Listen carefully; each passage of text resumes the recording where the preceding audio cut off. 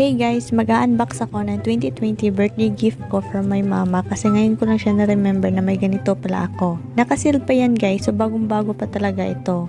Ito yung brand niya, Reese, tapos may hashtag Quality Month 2020.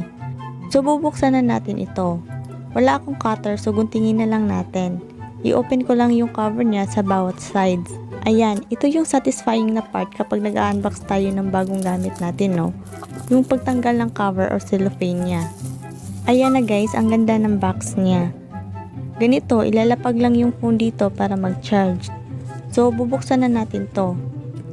Pwede pala itong maging lamp guys. Tapos, ayan, may 10 watts na siya. Ayan, ang ganda ng quality nito guys. Parang premium style. Ang ganda ng texture niya at yung pagkaputi niya. Hindi siya mabigat and manipis lang siya. Tapos, ito yung manual ata at warranty paper.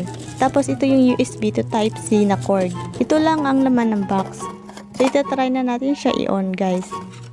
So, ayan, ganito lang yung itsura niya guys. Itaas mo lang yung lamp. Tapos, andito sa likod niya yung Type-C na port. Ito yung cord niya. Isasaksak lang natin dyan. Tapos, gagamit lang ako ng ulo ng phone charger ko para dito. Then, isaksak na natin siya sa saksakan. Ayan, 3 times lang siya pwede pindutin para ma-on yung light. First, second, then third. Ito yung pinakamalakas. Tapos, yung pang-apat na tap is off na siya guys. Hindi pala siya gagana sa phone ko guys kasi hindi siya pwede sa wireless charging. So, ayun lang. Thanks!